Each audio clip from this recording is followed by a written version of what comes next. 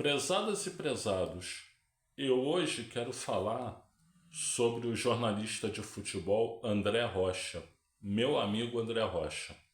Vamos falar sobre o André Rocha? Então, quando eu falo amigo, é o seguinte: a gente não frequenta um a casa do outro, a gente não sai para tomar chopp junto, a gente não é amigo nesse nível, né? Mas nós trocamos comunicações frequentemente pelo WhatsApp, né?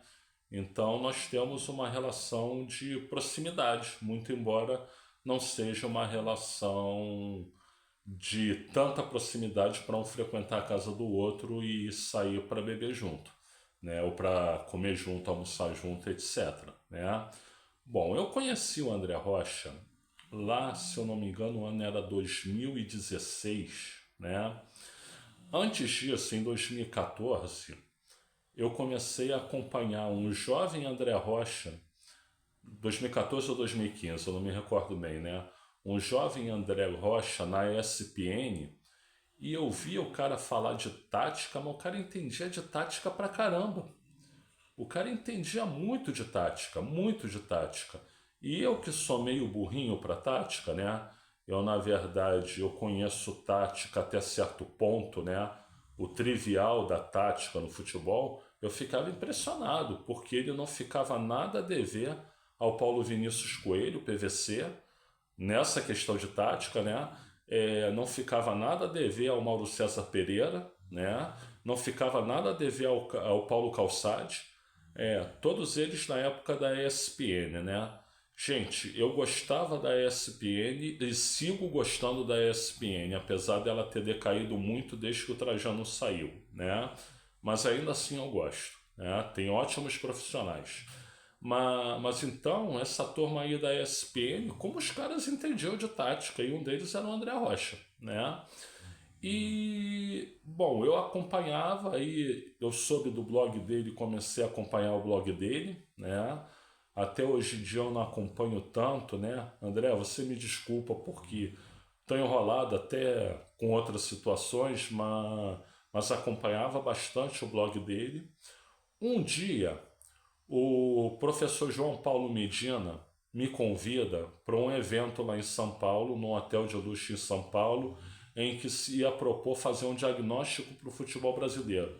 Seria uma construção coletiva, né?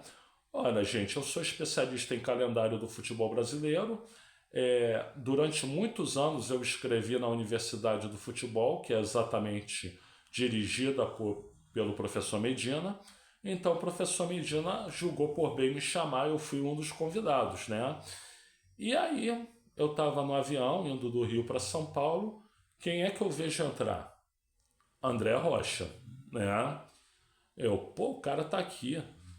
Mas eu sou meio envergonhado, eu sou meio tímido e tudo, então não tentei chegar perto dele, puxar assunto, nada, deixei o cara em paz, né? E mas aí veio o evento, e no evento naturalmente a gente se entrosou. Então a gente começou a se conhecer pessoalmente. Então no evento a gente falou sobre as questões táticas do futebol brasileiro, sobre o calendário do futebol brasileiro, sobre uma série de assuntos, né, pertinentes ao futebol brasileiro, né? E aí, na saída, né, eu virei para ele, ou ele virou para mim, eu não lembro, né? Você vai para o Rio hoje? Ah, vou. Que horas é o teu voo? Qual voo é? É esse. É o mesmo voo que eu. Vamos rachar um táxi aí pro aeroporto? Aí fomos. E fomos conversando sobre futebol, né? Claro, né? E ali ele me explicou que, na verdade, ele começou na carreira pelas mãos do Mauro Betting, né? O Mauro Betting deu uma boa oportunidade para ele conseguir ingressar na carreira, né? E chegamos no... Falamos sobre outros assuntos ligados ao futebol. Chegamos no aeroporto.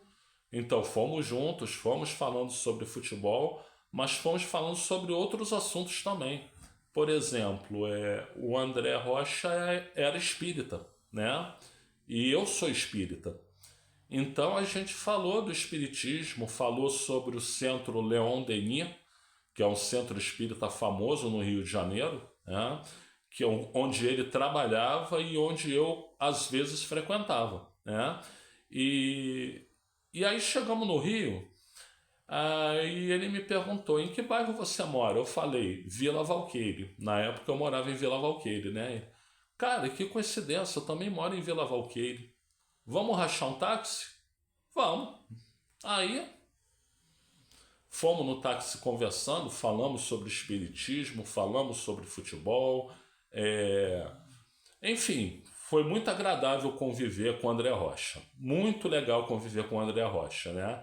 Aí o táxi chegou na minha porta primeiro, me deixou e depois seguiu com ele para ele morava próximo ali, né? Eu agora estou em dúvida se ele morava em Vila Valqueire ou se ele morava em Marechal Hermes, né? Mas são bairros vizinhos de qualquer forma, são muito próximos. Então, ali se fez uma conexão com o André Rocha, né? Daqui a pouco eu descubro que ele me manda uma mensagem dizendo: cuida bem da minha sobrinha. Eu, sobrinha? Como assim? Quem é a tua sobrinha? Ah, minha sobrinha é a Letícia, ela faz estágio aí na Dataprev no teu andar. Olha que coincidência. Eu trabalho na Dataprev, né? Ela fazia estágio na Dataprev no meu andar, sobrinha do André. Só que eu não tinha muito acesso à Letícia, né? A Letícia, na verdade, existiam outras pessoas que coordenavam o estágio dela, né? Então eu conhecia mais superficialmente. Mas não é muita coincidência. A sobrinha do André Rocha, ela vem trabalhar aqui lá na Dataprev, né? No mesmo andar do que eu trabalhava no 14º andar, hoje em dia eu trabalho no 11º, né? Então, gente, isso criou uma conexão maior ainda e a gente foi trocando, foi trocando, foi trocando. A gente troca sobre futebol, a gente troca sobre outros assuntos, a gente fala sobre política também. E a gente tem muita afinidade com política, muita afinidade com política. Recentemente ele até ficou meio chateado comigo, né? Porque quando teve a história do que o Hamas fez com Israel, né? Eu, de princípio, defendi Israel. Achava que Israel tinha direito de revidar. Só que ficou mostrado que até ele estava certo, né? Porque a maneira que o Israel revidou foi uma maneira muito covarde, passou de todos os limites, né? Eles se excedem, eles são brutos, sempre foram, mas dessa vez foi pior. Então quem tinha razão realmente era o André, né? É, eu dizia que o Hamas era um grupo terrorista, ele dizia que Israel era um estado terrorista. E ele estava certo, né? Reconheço, André, dou aqui minha mão à palmatória, né? E, e a gente tem conversado aí os últimos dias, né? Eu soube pelo programa lá do Mauro César Pereira, que ele participa também, um programa que eu gosto de ver. Eu adoro o Mauro César Pereira, adoro o Mauro César Pereira, né? Que ele teve um irmão que faleceu há pouco tempo, aí eu perguntei para ele, né? Ah, teu irmão faleceu e tal? Ele, tinha 54 anos. Aí eu disse, que coincidência, exatamente a minha idade, né? E a gente ficou conversando, aí eu disse para ele, bom, mas nós que somos espíritas, a gente sabe que ele está em um bom lugar e que ele está em evolução. Aí ele falou, olha, cara, eu deixei de ser espírita em 2018. Aí eu fiquei assim, meio surpreso, né? Mas por quê? Ah, porque eu vi o Divaldo Franco se encontrar com o Bolsonaro, elogiar o Bolsonaro, fazer campanha para o Bolsonaro, né? Eu já sabia que o Divaldo Franco tinha feito isso, né? Mas aí eu fui pesquisar melhor, a coisa foi assim muito extensiva, né? Então eu dei razão pro André, porque assim, como é que o Divaldo Franco, que fez tanta caridade por um lado, por um outro, vai apoiar um genocida, né? Será que a Joana de Ângeles não avisou para ele que o Bolsonaro era um genocida, né? E, enfim, eu mesmo estou analisando o espiritismo com uma visão muito mais crítica, né? E estou pensando, inclusive, se eu continuo no espiritismo ou não, né? Mas essa é outra história. Mas eu só quero dizer que o André Rocha ajudou a me alertar sobre isso, né? Então a gente tem uma convivência muito boa, construtiva.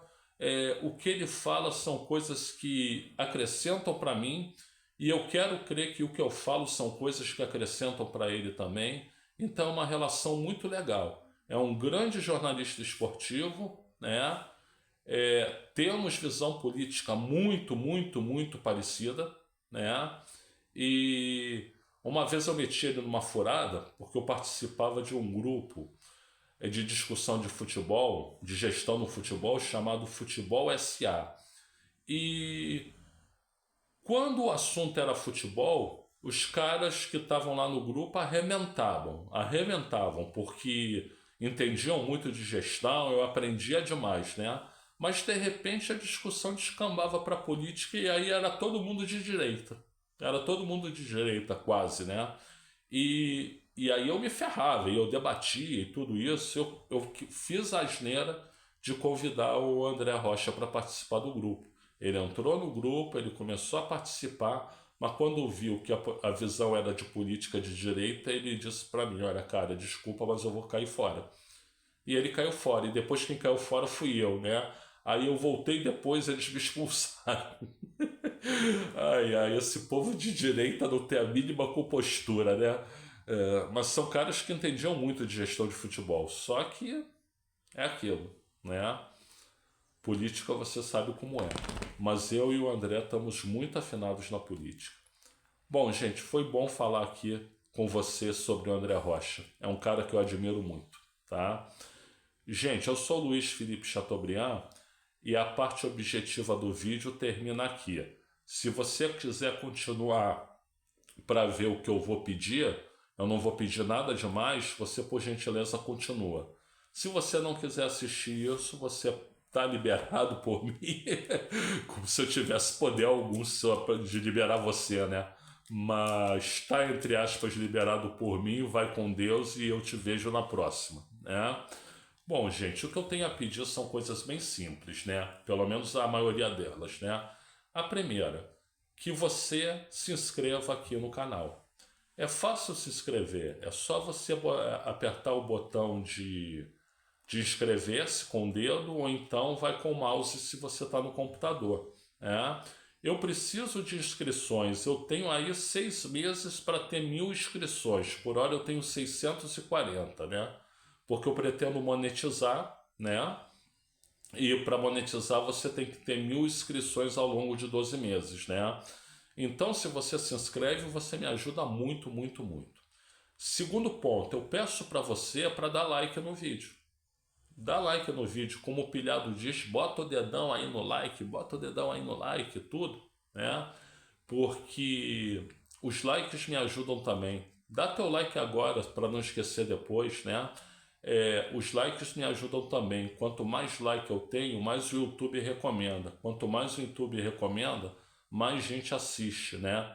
E quanto mais gente assiste, melhor para mim, porque outra métrica para eu conseguir a monetização é que eu tenho que ter em 12 meses 4.000 horas de exibição, de tempo de exibição dos vídeos, né? E já passaram 6 meses eu tô só com 800, né? Então eu vou ter que fazer um trabalho hercúleo aí para conseguir. Se você puder me ajudar, eu agradeço muito. Pelo mesmo motivo, eu peço que você compartilhe esse vídeo, né? Até porque quem gosta de futebol conhecer um outro lado do André Rocha é legal, é bacana. Eu acho que as pessoas vão gostar de saber como o André Rocha é, né? Então, enfim, se você puder compartilhar esse vídeo, eu agradeço, né? Quarto ponto, ativa o sininho aí para receber notificações de novos vídeos, né? Pelo mesmíssimo motivo, né? Se você recebe notificação do vídeo, você assiste antes. Quanto mais rápido você assistir, mais rápido eu ganho tempo de exibição, né? Quinto, eu tenho mais de 1.300 vídeos publicados nesse canal, né? Procure assistir um deles ou alguns deles. Também me dá tempo que ajuda na monetização, né? E sexto, aí é uma situação diferente. eu peço com muita humildade, com muita educação, com muito respeito, né? Que se você puder contribuir para o canal, fazer uma contribuição financeira para o canal, o faça. Até porque o nosso canal passa por dificuldades financeiras e a tua contribuição ajuda muito. Eu entendo, gente, que a partir do momento que eu faço 12 vídeos por dia, sempre falando sobre conhecimento que eu acho que agrega valor, eu ter uma receita por isso ajuda. Então, bom, você não é obrigado a concordar e a contribuir, né? Mas pense nisso, sobre a possibilidade de contribuir. A não ser que você ache que meu conteúdo é ruim, mas se você achar que o meu conteúdo é ruim, você já não contribuiria mesmo, né? Bom, a contribuição pode ser no valor que você quiser, né? Ou puder. Eu vou deixar meu número de Pix aí no primeiro comentário para quem quiser fazer a como diz, a contribuição, tá? E é óbvio, né, gente, que se a pessoa gosta aqui do meu trabalho e tem condições para contribuir, ela pode contribuir. Agora, se a pessoa gosta do meu trabalho, mas está sem condições de contribuir, eu compreendo, eu entendo, eu apoio, fica tranquilo, tá? Bom, eu sei que eu pedi muita coisa aqui, eu pedi 6 coisas. Se você puder fazer as 6, para mim é muito bom, né? Mas se você puder fazer uma ou duas, já vai me ajudar bastante, tá? Então eu já agradeço antecipadamente por isso, né? E peço também, agradeço pela assistência do vídeo, né? Muito obrigado a todas e muito obrigado a todos.